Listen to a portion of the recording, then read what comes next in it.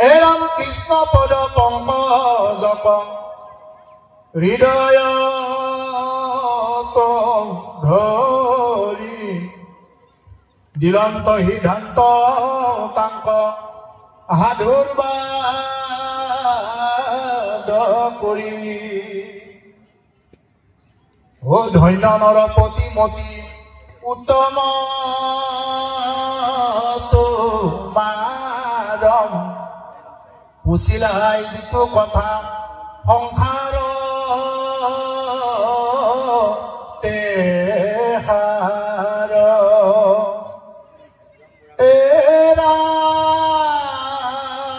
মুখৰ সাধন এইটো জগতৰে হিত হে ৰাম লভিলা মুকুতি যিটো তাহাৰ বাঞ্ছিত। এতিয়া ভাগৱত ধৰ্ম কথন কৰিছে প্ৰভু। দ্বিতীয় স্কন্ধৰ কথা শুনিও উৎসুকে এতিয়া দ্বিতীয় স্কন্ধৰ কথা আৰম্ভ কৰিছে। উৎসুকেৰে শুনা, উৎসাহেৰে, নিৰুৎসাহ হৈ নুশুনিবা ভাগৱত কথা, পৰম উৎসাহেৰে শুনিবা। যেনেদৰে কোনোবা এজন MLA বা বিধায়কে ভাষণ দি থাকিলে বৰ উৎসাহেৰে শুনি থকা নহয়, সাধাৰণ কিবা অকণমান দিব এইখিনিতে বহুত উৎসাহেৰে শুনি থকা, তেনেকুৱা এটা উৎসাহ লৈ যদি ভাগৱত কথা শুনে মানুহে গতি পায়। কলে নৃপতিৰ প্ৰশ্ন আছে, শুনি মুনি হুকে। ৰজাই প্ৰশ্ন কৰিছে। এতিয়া কোন ৰজা প্ৰশ্ন হ'ব পাৰে আপোনাৰ মনত? এতিয়া হঠাতে ৰজাজন ক'ৰ পৰা ওলালে? এই হল মহাৰাজ পৰীক্ষিত। আৰু কোন মুনিজন? কোন? শুকদেৱ মহন্ত।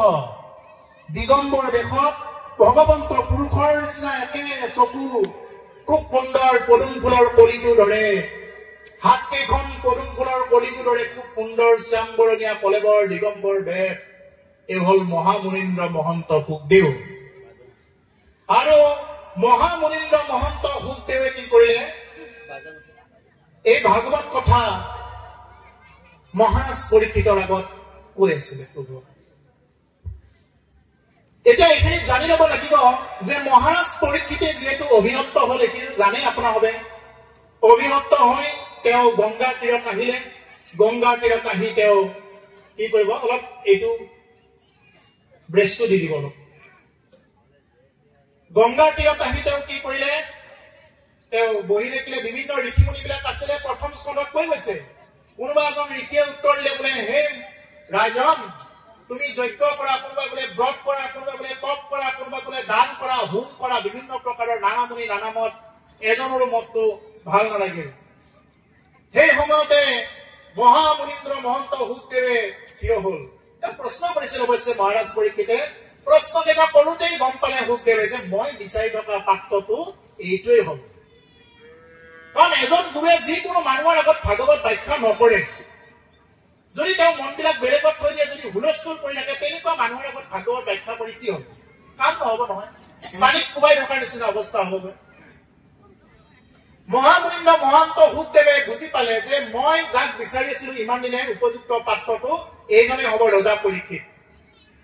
আৰু ৰজা পৰীক্ষিতক কলে, হে ৰাজন, মই ভাগৱত কথা কম, তুমি শুনিবা, শ্ৰৱণতে গতি পাবা।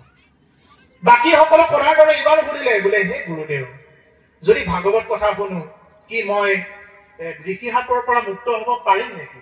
বোলে, নোৱাৰা, ব্ৰহ্ম ঋষিৰ সাপ দিছে যেতিয়া এইটো লাগিব। ঠিক আছে, ব্ৰহ্ম ঋষিৰ সাপ লাগিব, কথা নাই। হে গুৰুদেৱ, এই সাপডালে যেতিয়া কামুৰিব তেতিয়া মই বিষটো পাম নে নাপাম? প্ৰশ্ন। সাপডালে যেতিয়া মোক দংশন কৰিব তথ্যকে, মই বিষটো পাম নে নাপাম? বিষৰ জ্বালা? বোলে, তুমি জ্বালাটো পাবা যদি তুমি মানে তোমাৰ শৰীৰক পৃথক কৰিব নোৱাৰা, আৰু জ্বালাটো নাপাবা যদি তোমাৰ পৰা তোমাৰ শৰীৰক পৃথক কৰিব পাৰা, তাৰ আগতে যদি তুমি ওলাব পাৰা। বাৰু ঠিক আছে গুৰুদেৱ, মই যিহেতু ক্ষত্ৰিয় মানুহ, মোৰ এইবিলাক কিবা কামুৰিলেও মোৰ সহ্য কৰাৰ ক্ষমতা আছে। যি কি নহওক গুৰুদেৱ, এটা কথা কওক, মই সাপডাল দেখি মৰিম নে নেদেখি মৰিম? প্ৰশ্ন আহিলেতো। বাকী ঋষিমুনিবিলাকে বুজি পোৱা নাই যে সাপডাল দেখি মৰা আৰু নেদেখি মৰাৰ মাজত কি পাৰ্থক্য থাকিলে। তেওঁ মানে কৈছে বোলে, এই যে ঘৰত আছিল নহয়, হৰিণৰ মুহত কি হৈ গল?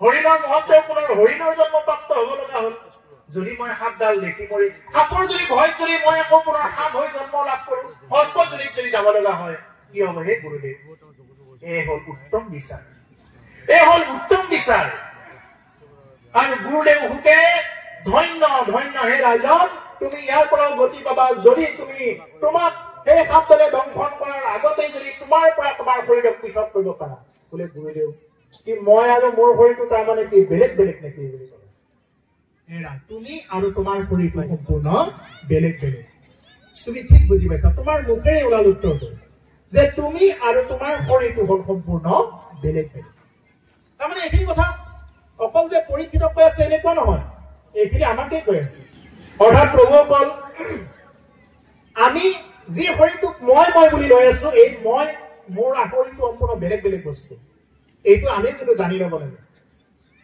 আপোনাক যদি মই সুধা হয় হাতখন কাৰ বুলি ক'লে কি উত্তৰ দিব কি বুলি ক'ব বাৰু হাতখন কাৰ বুলি ক'লে মোৰ হাত ভৰিখন কাৰ মোৰ ভৰি পেটটো কাৰ মোৰ পেট দাঁতকেইটা কাৰ মোৰ দাঁত এইবুলি ক'ব নেকি বোলে ময়ে দাঁত মই হাত মই ভৰি এনেকে উত্তৰটো আহে নেকি নাহে মোৰ হাত তাৰমানে কি মই এজন বহি আছো ইয়াত এজন মই বহি আছো এইটো জানি লওক একদম ভালদৰে জানি লওক এই হ'ল দেহ তত্ত্ব এইটো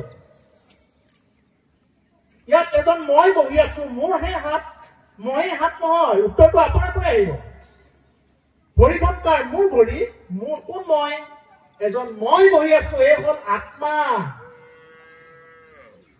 আকৌ অকণমান ভিতৰত গৈছো বুজি পোৱাৰ কাৰণে বোলে আজি মোৰ মন নাই দিয়ক মই নাযাওঁ আৰু ভাগৱতত মোৰ মন নাই মোৰ মনটো ভাল নহয় মোৰ বুদ্ধিয়ে এইটোৱে কয় বুদ্ধি কাৰ মোৰহে মোৰ অধীনত আছে মনটো কাৰ মোৰ অধীনত আছে তাৰমানে মই আৰু মোৰ শৰীৰটো সম্পূৰ্ণ বেলেগ বেলেগ এইটোৱে গুৰুদেৱ ফুকে মহাৰাজ পৰীক্ষিতৰ আগত বৰ্ণনা কৰি আছে যে মই আৰু মোৰ শৰীৰটো বেলেগ বেলেগ বুলি যেতিয়াই বুজি পাব সেইদিনাৰ পৰা সেইজন মানুহে কেতিয়াও অহংকাৰ নকৰে নিজৰ শৰীৰক লৈ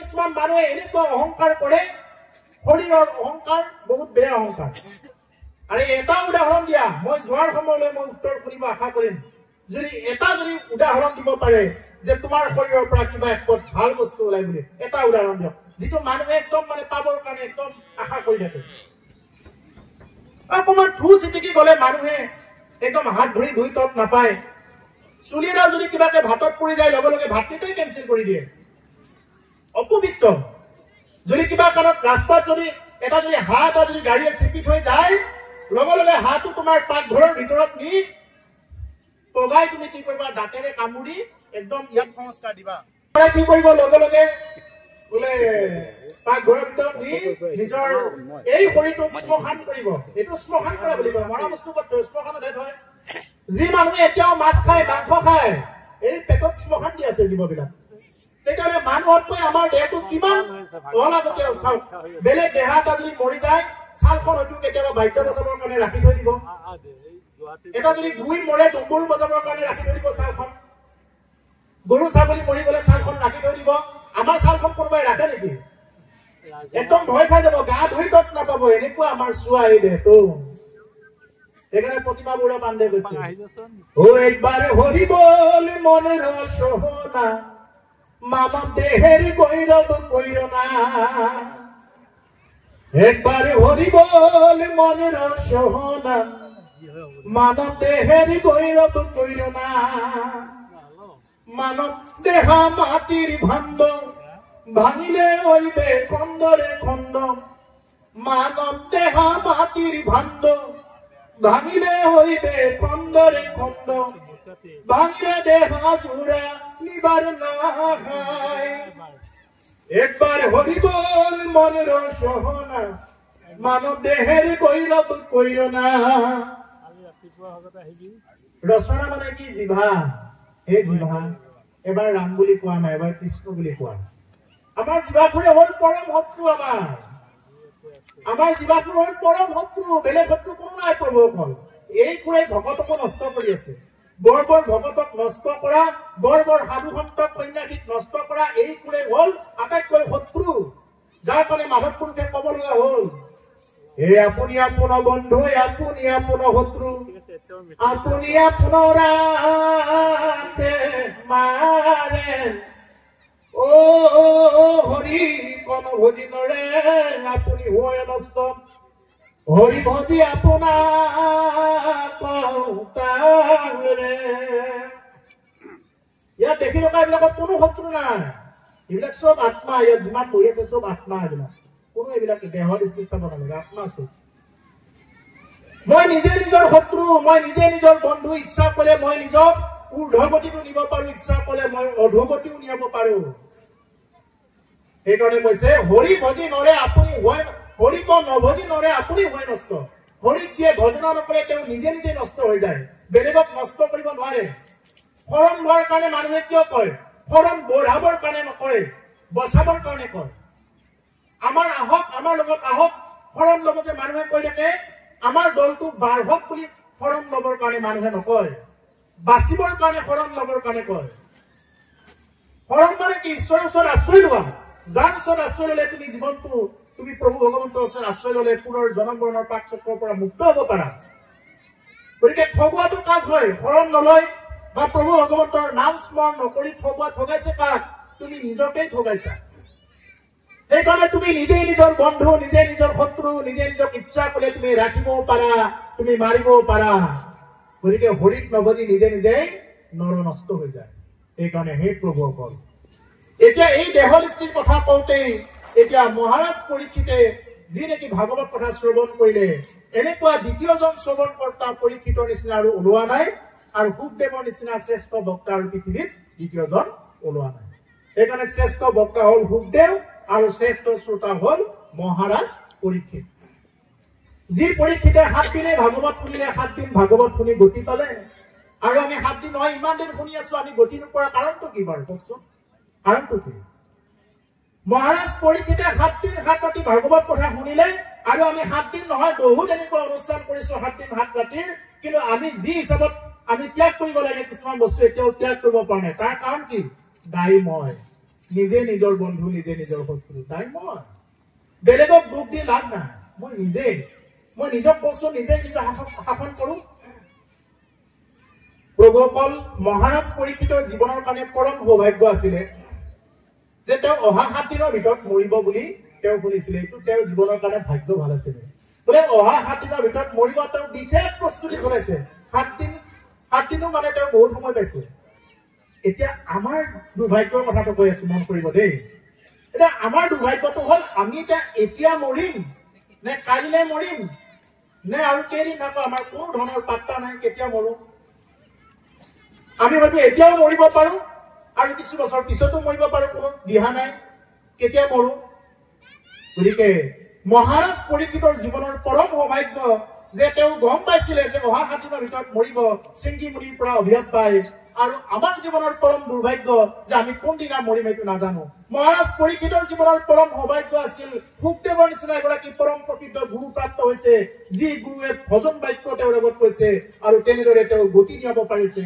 উপযুক্ত গুৰু আৰু আজি যদি আমি তেনেকুৱাকে এজন যদি গুৰু মাতো ভাগৱত ব্যাখ্যা কৰিবৰ কাৰণে তেওঁ দৰকাৰ হলে ঘৰৰ কথাখিনি কৈ থাকিব বেলেগ কিবা ভ্ৰমণৰ কথা কৈ থাকিব কিবা এনেকুৱা যদি কথা যদি ব্যাখ্যা কৰে কয় যিজন ব্যাখ্যা কৰে হৰিৰ ওচৰত ফৰ্ম ভজন আদি হোৱা নাই যিজন ব্যাখ্যা কৰে মাছ মাংস খাই আছে কণী খাই আছে তেওঁ ভাগৱত ব্যাখ্যা কৰাৰ অধিকাৰ নাই নোৱাৰে নামাচাৰ্য শৰণাচাৰ্য পাঠাচাৰ্য ব্যাখ্যাচাৰ্য এইসকলে মাছ মাংস কণী ত্যাগ কৰাটো একদম দায়িত্ব হব এইবিলাক কথা সৰ্বপ্ৰথম বাকীবিলাকে কৰিব যদি পাঠকেই যদি ব্যাখ্যা কৰাজনেই যদি এইবিলাক খাই থাকে তেতিয়াহ'লে আমি কি বুজিব যাৰ কাৰণে সমাজত তেনেকুৱা ধৰণৰ মানে এই যে অশৃংখল বিলাক হৈ আছে এইবিলাকৰ কাৰণে উপযুক্ত গুৰু নোপোৱাৰ কাৰণত আৰু উপযুক্ত গুৰু পোৱাৰ কাৰণে মহাৰাজ পৰীক্ষিতে 7টা দিন ভাগৱত শুনিয়ে গতি পালে আৰু পৰীক্ষিতে কি কৰিছিল জানে পৰীক্ষিতে কেতিয়াও তেওঁ মানে পানীও খোৱা নাছিলে এনেকুৱাকে ভাগৱত শুনিলে 7 দিন আৰু আমি কি কৰো ভাগৱতৰ মাজত এই চাহ তামোল কি খাওঁ লাগি থাকে আৰু এই ৰচেন দিয় আমাৰ ৰসটো আচৰণ কৰিব বিচাৰি আছে নহয় জিভাখুৰে ই আমাৰ শত্ৰু গতিকে যদি কোনোবাই ভাগৱত অনুষ্ঠানত যদি কিবা কিবি খাওঁ পানীখিনি খাইছে বেলেগ কথা যদি তাৰ ওপৰতো যদি চাহ খাওঁ বুন্দিয়া খাওঁ লাড়ু খাওঁ বাৰে বাৰে কৰবাত গৈ থকা এইবিলাক কৰি থাকিলে তেওঁ জীৱনত গোটেই জীৱনটো ভাগৱত শুনিলে কাম নিদিয়ে এইটো স্পষ্ট কথা সংস্কৃত ভাগৱতৰ প্ৰথমতে আছে গোপৰ্ণ উপাখ্যান বুলি গোপৰ্ণ উপাখ্যান গোপৰ্ণ এবাৰ ভাগৱত কথা কৈছিলে তেওঁৰ মানে ভায়েক আছিলে কি আছিলে ধুন্দুকাৰী পেট জন্ম হৈছিলে এতিয়া প্ৰভুসকলে পৰীক্ষিতৰ কথা কওঁতে কথাখিনি মানে এই লাইনতে ওলাই আছে কথাখিনি আপোনালোকে ডাইৰেক্ট নধৰিব ইয়াৰ মাজতে ওলাই আছে কথাখিনি কাৰণ ভাগৱত শুনিলে আমি কেনেকে শুনিব লাগে আমাৰ দুখটো এইখিনিতে ৰৈ যায় ধুন্দুকাৰীয়ে পেট জন্ম পাইছিলে ইয়াৰ আগৰ কাহিনীখিনি মই নকওঁ বহুত দীঘল হৈ যাব ইয়াৰ আগৰ কাহিনীখিনি মই নকওঁ মূলতে তেওঁ পেট জন্ম পাইছিলে ধুন্দুকাৰীয়ে ধুন্দুলিৰ সন্তান আছিলে গতিকে তেওঁ পেট জন্ম পাব লগা হ'ল এই মাকৰো কিছুমান দুখ আছিলে এনেকুৱা কাৰণত মানে আত্মদেৱ নামৰ ব্ৰাহ্মণ গৰাকীৰ পুত্ৰ আছিলে তেওঁ সতী সন্ততি যিহেতু নাছিলে গতিকে তেওঁ বিচাৰি যোৱা তেনেকুৱাকে আশীৰ্বাদ প্ৰাপ্ত হৈ সতী সন্ততিৰ কাৰণে এটা ফল পালে বোলে তোমাৰ কইনাক গৈ খুৱাবা এই ফলটো কইনাটোক গৈ খুৱালে কি হব সতী সন্ততি হব যোৱা ফলটো লৈ আহিলে আত্মদেৱ ব্ৰাহ্মণৰ ভৈনীয়েকৰ নাম আছিলে ধুন্দুলি আৰু ধুন্দুলি কলে বোলে ধুন্দুলি তুমি ফলটো খাই দিয়া এই ফলটো খালে আমাৰ সৈন্যাকে এজনে এনেকুৱা ফল দিছে বোলে তোমাৰ বাচ্চা হৈ যাব ঠিক আছে ফলটো তেওঁ খাবৰ কাৰণে এতিয়া ললেহে ফলটো খাবৰ কাৰণে টান পালে তেওঁ হল কি তেওঁ সুৰুচি নিচিনা ৰুচি সম্পন্ন মানে এতিয়া যদি বাচ্চা যদি গাত হয় স্থিতি হয় এতিয়া মই আগৰ নিচিনাকে খোৱা লোৱা কৰিব নোৱাৰি ইফালে সৈন্যাকে বুজাই পঠাইছে বোলে আগৰ নিচিনাকে যেনেকে এনেকে খাব নিদিবা যিকোনো কৈ ফুৰিব নিদিবা সন্তান গৰ্ভত থকা সময়ত বহুত সাৱধানে থাকিব লাগে এইবিলাক কিবা কিবি কথা কওঁতে তেওঁ ভয় লাগিবলৈ কৰিলে বোলে নহয় মই আৰু খাব নাপাম ক'তো যাব নাপাম এইবুলি ফলটো তেওঁ এই গাইজনীক খুৱাই দিলে আৰু গাইজনীৰ পৰা সন্তানটো হল গোকৰ্ণ কাণ কেইখন গৰুৰ কাণৰ দৰে আৰু সেইকাৰণে তেওঁৰ নাম গোকৰ্ণ আৰু তেওঁ ভনীয়েকৰ ল'ৰাটোক আনি তুলি তালি ডাঙৰ দীঘল কৰিলে এই হল মানে ধুন্দুলি কাহিনীটো ফলতে এইখিনি এই ধুন্দুলিয়ে একদম অন্যায় কৰি মাক দেউতাককো মানে ঘৰৰ পৰা খেদি পঠিয়ালে এনেকুৱা দিন গল আৰু এনেদৰে খেদি পঠিয়াই কি কৰিলে তেওঁ কামিনীৰ লগত বাস কৰিব ধৰিলে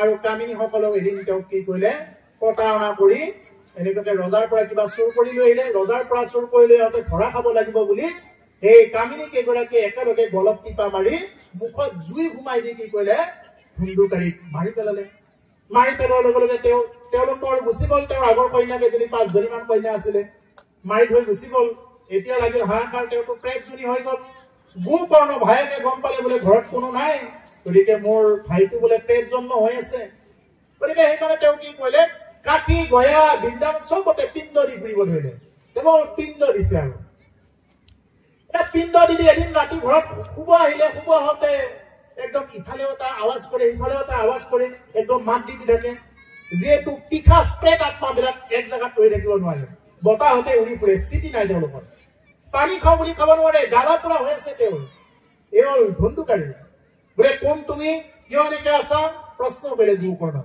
বোলে মই তোমাৰ ভাই মই ধুন্দুকাৰী কি তোমাৰতো মই তোমাৰ কাৰণে পিণ্ড দিছিলো মই বোলে সেই পিণ্ডই কাম কৰা নাই এটা প্ৰভুসকলে এইখিনিত কথাটো কৈছো যিমান পিণ্ড দিলেও যিমান যি কৰিলেও যদি নাম নলয় কোনেও কাৰো শ্ৰাদ্ধ কৰি পিণ্ড কৰি কেতিয়াও কাকো গুটি দিব নোৱাৰে যদি তেওঁ নিজে যদি নাম নলয় জীৱন্ত অৱস্থাত তেওঁ নাম লবই লাগিব এই বনাই কোৱা কথা নহয় এয়া সংস্কৃত ভাগৱতৰ প্ৰথমতে আছে গোকৰ্ণ উপাখ্যান চাই ল'ব আপোনালোকে তেতিয়াতো কলে বোলে হেৰি নহয় মই মোৰ মুক্তি পোৱা নাই তেতিয়াহ'লে উপায় কি হ'ব এতিয়া বিচাৰিলে বিভিন্ন ঋষিমুনিসকলে দান কৰক কিবা কৰক বুলি কলে নাই এটাও নালাগে সূৰ্যদেৱক আহ্বান কৰিলে গোকৰ্ণে সূৰ্যদেৱে কলে বোলে হে গোকৰ্ণ তুমি এটা কাম কৰা এই ভাগৱত পাঠ কৰা একেলগে তুমি কি কৰা ভাগৱত পাঠ ব্যাখ্যা আয়োজন কৰা আৰু এনেদৰে আয়োজন কৰিলে নিশ্চয় 7 দিনৰ ভিতৰত তেওঁ গতি পাব কথা দিব আৰু সূৰ্যদেৱৰ আদেশ ক্ৰমে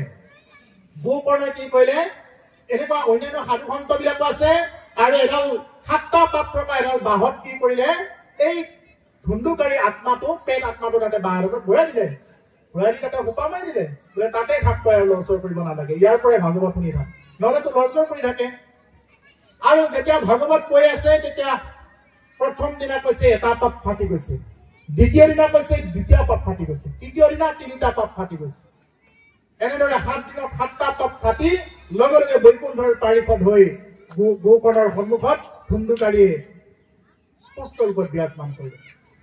যাব ওলাল বৈকুণ্ঠৰ পাৰিখন আহি নিব ওলাইছে। বৈকুণ্ঠৰ পাৰিখনক প্ৰশ্ন কৰিলে, বোলে ৰবা, গোকৰ্ণে প্ৰশ্ন কৰিছে, ৰবা ৰবা, মই এতিয়া আদেশ দিয়া নাই নিবৰ কাৰণে, অকণমান ৰবা, মই এটা প্ৰশ্ন আছে। আমি একেলগে ইমান কেইজনক কলো, এই মোৰ শিষ্য এজনেহে যে পালে, বাকী কেইজনে কিয় নাপালে গতি? বোলে তেওঁলোকে এই যে 7 দিন ভাগৱত শুনিলে, তেওঁলোকে এই আগৰ মাহৰ পৰা তেওঁলোকে নিৰামিষ খোৱা নাই। তেওঁলোকে কালিলৈ তাৰমানে মাছ মাংস খাই আছে, নহব তেওঁলোকে। তাৰপিছতে আৰু কি কৰিলে, পাঠত বহি থাকো তেওঁ শেষত যায় ঠিকছে খাই লৈছে তেওঁলোকে। আৰু ধুন্দুকাৰীয়ে ভাগৱত শুনিছে, যিহেতু তেওঁ প্ৰেত আত্মা একো খাবও নোৱাৰে, একো নোখোৱাকৈ ভাগৱত শুনাৰ কাৰণে ধুন্দুকাৰীয়ে গতি পালে।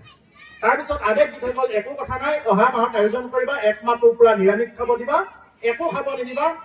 তাৰপিছত পিছৰ মাহত কি হৈ গৈছে, সমস্ত বিশ্ব সমন্বিতে যিমান ঋষিমুনি আছিল, আনকি কুকুৰ এটা পৰ্যন্ত কি হৈ গৈছে, তেওঁ বৈকুণ্ঠৰ পাৰিখনে আহি তেওঁলোকক লৈ গৈছে, যেতিয়া নেকি গোকৰ্ণই ভাগৱত কথা কৈ আছিলে। সেইকাৰণে প্ৰভু কল, ভাগৱত অনুষ্ঠানত আহি চাহৰ ব্যৱস্থা, তামোলৰ ব্যৱস্থা, জিভাত ৰুচি দিব নালাগে।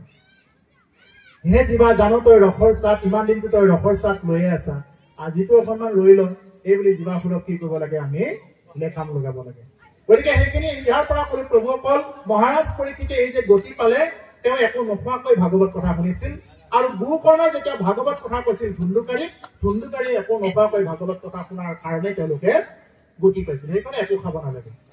কৃষ্ণ পদ পংকজক হৃদয়ত ধৰি দিনন্ত সিদ্ধান্ত তাক সাধুবাদ কৰি কৃষ্ণৰ পদ কি কৰিছে, সুখদেৱ গোস্বামীয়ে কি কৰিছে, তেওঁ হৃদয়ত ধাৰণ কৰিছে, হৃদয়ত ধাৰণ কৰিছে, একদম হৃদয়ত ধাৰণ কৰি কি কৰিছে, তেওঁ সাধুবাদ দিছে। সাধুবাদ, ধন্য ধন্য হে ৰাজন, ধন্য নৰপতি উত্তম, তোমাৰ মতিটো উত্তম বুলি কৈছে। হে ৰাজন, তুমি যি মোক প্ৰশ্ন কৰিলা, এই মতিটো তোমাৰ উত্তম। পুচিলা যিটো কথা সংসাৰতে সাৰ, তুমি যি মোক প্ৰশ্ন কৰিলা, এই প্ৰশ্ন সংসাৰতে সাৰ। এতিয়া প্ৰশ্ন কেনেকে কৰে, এজন ভাগৱত বক্তাক যেতিয়া প্ৰশ্ন কৰে, প্ৰশ্ন কৰিলেই বুজা যায় যে তেওঁ কিমান স্তৰত আছে। তেওঁ বিভিন্ন বেদ বেদাংগৰ কিবা মানে তেওঁ অধ্যয়ন কৰিব, অমুকৰ মাকৰ নাম কি আছিল, অমুকৰ বাপেকৰ নাম কি আছিল। একচাম এনেকুৱা মানুহ আছে, তেওঁ বাপেক মাকৰ নামে জানি আছে, যে ৰাম নাম তেওঁ এতিয়াও জনা নাই, যে নাম যে উচ্চাৰণ কৰিব লাগে, নামৰ সত্যতা তেওঁ এতিয়াও ৰুচি মানে নামৰ ওপৰত। প্ৰশ্নবিলাক তেনেকুৱাকে কৰে। এতিয়া মহাৰাজ পৰীক্ষিতে যেতিয়া প্ৰশ্ন কৰিছে, তেতিয়া ৰজাই প্ৰশ্ন কৰোতে সুখদেৱে কৈছে যে, হে ৰাজন, তুমি যি মোক প্ৰশ্ন কৰিলা, এই কথা সংসাৰতে হয়। মুখৰ সাধন এইটো জগতৰ হিত, লভিৰা মুকুতি এইটো তাহাৰো বঞ্চিত। গতিকে মুখৰ সাধন এইটো জগতৰে হিত বুলি কৈছে। তুমি মুখৰ সাধন, মুক্তিৰ যিটো সাধন মাৰ্গৰ যিটো কথা, এই কথাটোৱেই মানে তুমি প্ৰশ্ন কৰিলা। গতিকে লভিৰা মুকুতি যিটো তাহাৰো বঞ্চিত। গতিকে বহুত তেনেকুৱা বঞ্চিত হৈ আছে, কিন্তু তুমি কি কৰিলা, জীৱনতে মুক্ত হৈ যাব পাৰিলা, যি তুমি মোক প্ৰশ্ন কৰিছা। এজন মানুহে কেনেদৰে, এজন ভকতে এজন ভকতক লগ পালে খুব আনন্দ পায়, এজন গুৰুৱে এজন ভাল শিষ্য লগ পালে খুব আনন্দ পায়। যেনেদৰে এজন ভাঙৰিয়ে ভাঙৰিক লগ পালে খুব আনন্দ পায়। তেওঁ কি কথা ওলাব, বোলে ক'তনো পায় বস্তুটো, ওলাব। তেওঁ বিয়াত গলেও সেই ভাগ ওলাব, কৰবা আলহী খাব গলেও সেই ভাগ ওলাব। মদাহীয়ে মদাহীক লগ পালে খুব ভাল পায়, জোৱাৰীয়ে জোৱাৰীক লগ পালে খুব ভাল পায়। বিশেষকৈ আমাৰ নামনি অসমত যিবিলাক দৌল হয়, বহাগ মাহত যে দৌল হোৱা বুলি কওঁ, বিশেষকৈ আমাৰ দৰং ডিষ্ট্ৰিক্টত বহুত হয় দৌল, ওদালগুৰি ডিষ্ট্ৰিক্টতো হয়। এই দৌলবিলাক হলে জোৱাবিলাক ক'ত হয় জোৱা, এই জুৱৰীৰ এইবিলাক কৰে আলোচনা। ঠিক তেনেকুৱা ভকতে ভকতক লগ পালে কি আলোচনা কৰে, বা পাঠ ক'ত আছে, পাঠ কেনেকে হল, কি হল, ভকতে ভকতক লগ পালে এইটোৱে আলোচনা কৰে। সেইকাৰণে গুৰুদেৱে কি কৰিছে, হে ৰাজন, তোমাৰ মতি অতি ধন্য। মতিটো যাৰ শুদ্ধ থাকে, তেওঁহে এইবিলাক প্ৰশ্ন কৰিব পাৰে। নাহি জ্ঞান যাৰ জাতি, ধৰ্ম মাত্ৰ কৰে, নিতে বলি বিশ্ব পঞ্চ যজ্ঞ কোৱাচৰে। কাহাৰো শ্ৰুতৈত কথা আছে সংখ্যাত, হৰি বিমুখৰ হোৱাই ব্যৰ্থে আয়ু পাত। নাহি জ্ঞান যাৰ জাতি, ধৰ্ম মাত্ৰ কৰে। যাৰ জ্ঞান নাই তেওঁহে জাতি আৰু ধৰ্মক লৈ গ'লে এইবিলাক টনা আজোৰা কৰি থাকে। এইটো ইয়াৰ আগত কৈছো মই কথাটো। জাতি ইয়াত জাতি এটা আছে, হ'ল ভকত জাতি। এই যে জাতিক লৈ অমুক জাতি তমুক জাতি, এই যে যুদ্ধবিলাক যে লাগি থাকে, অমুক দলীয় দলীয় কথা, আৰে জাতি কোনবিলাক হয়? জাতিক লৈতো এতিয়া যুদ্ধ, এইবিলাক যে বাতৰি কাকতত কিমান কি কথা ওলাই আছে, জাতিক লৈতো এইবিলাক হৈ আছে। জাতি কোন হয়? জাতি তেওঁৱেই হয় যিয়ে নেকি হৰি ভজনা কৰে, অজাতি তেওঁৱেই হয় যিয়ে হৰি ভজনা নকৰে। আজি জাতিগত সংঘৰ্ষখনত কি হৈ আছে? কিন্তু আজি মাজবাদবাসী ৰাইজে যি নেকি এই যে সমস্ত ইয়াত মই গম পাইছো, ইয়াত সমস্ত ৰাইজ বিভিন্ন প্ৰকাৰৰ ভাষাভাষী লোক ইয়াত উপস্থিত আছে। এই হল আমাৰ আদৰ্শ, মহাপুৰুষে বিচৰা এই হল আমাৰ আদৰ্শ। এই আদৰ্শ মতে যাব লাগে, এইটো হল আমাৰ পৰম আদৰ্শ। এনেকুৱা আদৰ্শ লৈয়ে আমি সদায় আগবাঢ়িব লাগে। জাতিক লৈ নিচাতে টনা আজোৰা কৰি থাকিব নালাগে। কাৰণ যিহেতু মই আত্মাহে, মই প্ৰভু ভগৱতৰ অংশ, আনন্দ ব্ৰহ্মৰ অংশ। সেইকাৰণে প্ৰভু অকল মানুহে আনন্দ লবৰ কাৰণে চায়, কিন্তু আনন্দটোকে সুখটোকে আনন্দ বুলি ভাবি তেওঁলোকে সুখহে পাই থাকে, কিন্তু আনন্দৰ স্বৰূপটো বুজি নাপায়, আনন্দ লব নোৱাৰে। আমাৰ বহুতে ভাবি থাকে সুখ আৰু আনন্দ একে বস্তু বুলি। নহয়, সুখটো বেলেগ বস্তু, আনন্দও বেলেগ বস্তু। সুখ কি বোলে এসাঁজ খুব ভালকে মই খালো, উদৰ পৰাই খালো, এইখিনি হল সুখ। সুখটো খন্তেকীয়া। আনন্দ কি? আনন্দৰ পৰা পৰমানন্দ গতিলৈ যাব পাৰে, এই হল আনন্দ। আনন্দ কেৱল হৰি ভজিলেহে আনন্দ লাভ কৰিব পাৰে। হৰি নভজিলে তেওঁ আনন্দৰ পৰিভাষা তেওঁ বুজি পাব নোৱাৰে। সুখটো কি? বোলে গাড়ী এখন ললে, নতুন গাড়ী এখন ললে, এইটো সুখ। পাৰ্টি দিলে, আজিকালি পাৰ্টি, এইটো হল খন্তেকীয়া সুখ। পাৰ্টিটো খালে, বোলে গাড়ীখন ললে, গাড়ীখন লোৱাৰ লগে লগে কৰবাত ৰাস্তাত যাই থাকোতে কৰবাত লাগি গল, আশ্ৰমত লাগি গল, লগে লগে তেওঁৰ সুখটো ইমানতে অন্ত পৰিলে। ভালকে এসাঁজ উদৰ পৰাই খালে, লগে লগে পেটটো মাত দিছে, বমি বমি লাগি গৈছে, জ্বালা পোৰা কৰি দিছে, গেষ্ট্ৰিক, লগে লগে কি হৈ গল? তেওঁৰ সুখটো ইমানতে অন্ত পৰিব। গতিকে প্ৰভু অকল সুখ আৰু আনন্দৰ কি আছে? পৰিভাষা সম্পূৰ্ণ বেলেগ বেলেগ। আনন্দৰ পৰা পৰমানন্দ গতিলৈ যাব পাৰে একমাত্ৰ মোৰ প্ৰভু ভগৱন্তহে কি কৰিব পাৰে? আনন্দ দিব পাৰে। আমি যিহেতু আনন্দ ব্ৰহ্মৰ অংশ, সেইকাৰণে মানুহবিলাকে এই যে কিছুমানে যে মদ খাবৰ কাৰণে যায়, এই যে বোকাত নাচা বুলি কৈছিলো, যেতিয়া এইবিলাক যে কৰিব যায়, কিয় জানে? তেওঁলোকেও কি বিচাৰিব যায়? তেওঁলোকে দুখ পাম বুলি নাযায়, সুখ পাম বুলি যায়। কিন্তু এইটো মনত ৰাখিব, মই তাকে নাচি বাগি কষ্ট পাম বুলি নানাচে, সুখ পাম বুলি নাচে। কিন্তু বিচাৰটো তেওঁলোকৰ ভুল হৈ গল। কাৰণ যিহেতু আমি আনন্দ ব্ৰহ্মৰ একে আত্মা নহয়, একে আত্মা আমি। কিছুমানে নাচি বাগি, কিছুমানে দাৰু পি, তেনেকুৱাকে কি কৰি আছে? আনন্দ লবৰ কাৰণে চাই আছে। কিন্তু এইটোতো আনন্দৰ কাহিনী কেৱল খন্তেকীয়া সুখ। আনন্দ কেৱল মনত ৰাখিব, প্ৰভু ভগৱন্তৰ ওচৰত শৰণাপন্ন হলে বা নাম জপ কৰিলে যি আনন্দ পাব, সাধু ভকতৰ সংগত থাকিলে যি আনন্দ পাব, এই আনন্দ আৰু বেলেগ ক'তো নাই আৰু কোনেও দিব নোৱাৰে। এই হল সুখ আৰু আনন্দৰ পৰিৱেশ। গতিকে সেইকাৰণে কৈছে, নাহি জ্ঞান যাৰ জাতি ধৰ্ম মাত্ৰ কৰে। যাৰ নেকি জ্ঞান নাই তেওঁ এইবিলাক জাতি ধৰ্মবিলাক বৰ্ণবিলাক কৰি থাকে। যাৰ জ্ঞান আছে তেওঁ জাতি এটাই দেখা পাই, হল ভকত জাতি। নিতে বলি বিশ্ব পঞ্চযজ্ঞ আচৰে। এই নিতে পঞ্চযজ্ঞ, ব্ৰহ্মযজ্ঞ, ভূতযজ্ঞ, দেৱযজ্ঞ, পিতৃযজ্ঞ, নিযজ্ঞ, এনেকুৱা আমাৰ 5টা যজ্ঞ আছে। এই 5টা যজ্ঞ কি কৰি থাকে? তেওঁলোকে সদায় আচৰণ কৰি থাকে। আৰু তাহাৰ শ্ৰোতব্য আছে, কথা আছে অসংখ্যাত, হৰি বিমুখৰে হৈ ব্যৰ্থই পাম। গতিকে এইবিলাক কৰি থাকিলেও যিয়ে নেকি হৰি বিমুখ হয়, হৰিৰ বিমুখী যিসকল লোক আছে, হৰিৰ কথা শুনিব নোৱাৰে, ভাগৱত অনুষ্ঠানত আহিব নোৱাৰে, এইবিলাকৰ আয়ুসবিলাক ব্যৰ্থতে লোৱা হল, মিথ্যা হল বুলি কৈছে আয়ুস। যিয়ে নেকি হৰিৰ কথা শুনিব নোৱাৰে, তেওঁ জীৱনতে আত্মঘাতী কৰা বুলি কৈছে। আত্মঘাতী মানে সুইচাইড কৰা। আত্মঘাতী শব্দৰ অৰ্থ ইংৰাজীত কব গলে সুইচাইড কৰা। গতিকে সেইকাৰণে অকল যে গলত জড়ি লোৱাটোকে বা গাড়ীৰ আগত জঁপিয়াই পৰাটোকে যে আত্মঘাতী বুলি কয়, সুইচাইড কৰা বুলি কয়, তেনেকুৱা নহয়।